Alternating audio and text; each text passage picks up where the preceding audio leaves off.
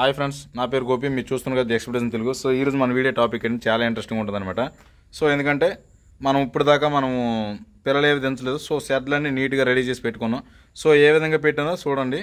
So అంతకన్నా ముందు నేను ఒక వీడియో చేశాను.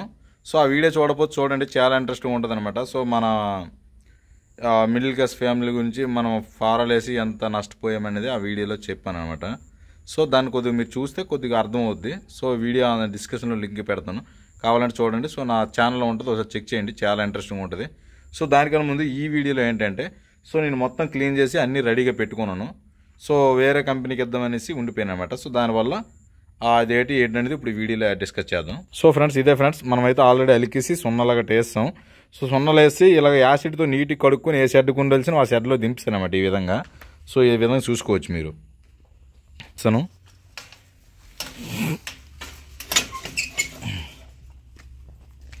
సో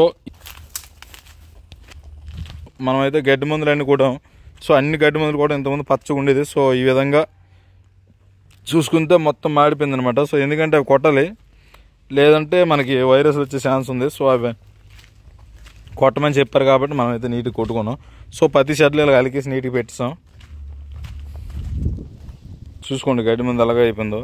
సో ఈ విధంగా మనకి ఏ గడ్డి లేకుండా ఉంచుకోవాలన్నమాట. సో ఎందుకంటే అలా ఉంచుకుంటే మనకి వైరస్లు గట్రా రాకుండా ఉంటాయి. సో మన షెడ్లు కూడా నీట్గా ఉంటాయి అనమాట. సో ఇలా ఈ విధంగా అలుక్కొని ఉంచుకున్నాం. అన్ని షెడ్లు చూసుకోవచ్చు మీరు. సో ఈ విధంగా అలికేసి మనం అన్ని కడిగేసి రెడీగా పెట్టుకున్నాం. సో అంతా నీట్గా పెట్టుకున్నాం. సో నెక్స్ట్ మనం కంపెనీ మారిన తర్వాత పిల్లలు దించడమే ఉందన్నమాట.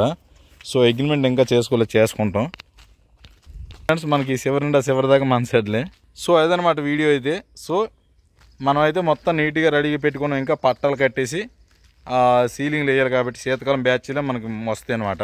మేబీ నెక్స్ట్ బ్యాచ్ వేరే కంపెనీకి ఒకవేళ ఇస్తే ఎంత అమౌంట్ పడద్దు అనుకుంటున్నాను అంటే, నాకు ఒక వేరే కంపెనీ అయితే ఎక్కువ అమౌంట్ పడద్దు అనుకుంటాను. ఎందుకంటే ఆ జీసీ చూస్తే అంత బాగున్నాయి అనమాట. అంటే మ్యాక్సిమం మనకి ఏ సోపులు ఎవరు చూపించినా సరే ఒక మంచి వచ్చిన బుక్లే చూపిస్తారు అనుకోండి.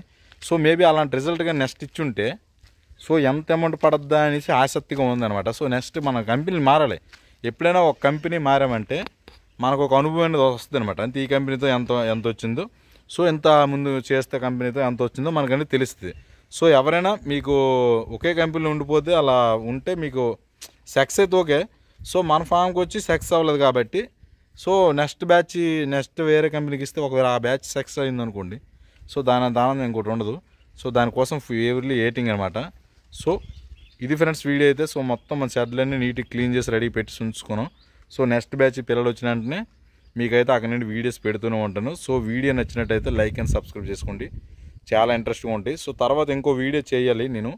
సో మనకి ఎంత జీసీ వచ్చింది, సో టోటల్గా ఉన్న కంపెనీలో మనకు ఇప్పటిదాకా ఎన్ని బ్యాచ్లు అయితే ఉన్నాయో సో అన్ని ఆర్సీలు కూడా పెడతాను. సో టోటల్గా ఎంత ఎఫ్సీఆర్ కటింగ్ అయింది, సో ఎంత అమౌంట్ మనం దానివల్ల నష్టపోయి ఎంత వచ్చింది అనేది కూడా మొత్తం క్యాలిక్యులేషన్ వేసుకుందాం, ఒక వీడియో చేద్దాం.